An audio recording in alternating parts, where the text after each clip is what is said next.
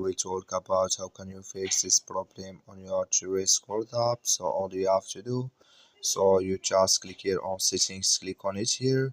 When you click on settings, it's going to show for you list like this here. So then all you have to do, just go down here, you keep going down, then you click here on apps, come to apps list here, and here you're looking for Jurassic app, or just click on search.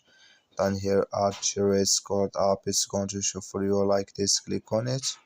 So then it's going to take you to this list here. Then you click here on force stop, click on OK.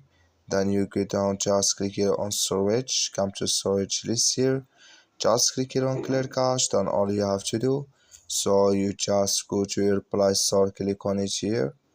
Then here you search for Jurassic World app, it's going to show for you like this. You will find here update, click on it, then it's going to work with you.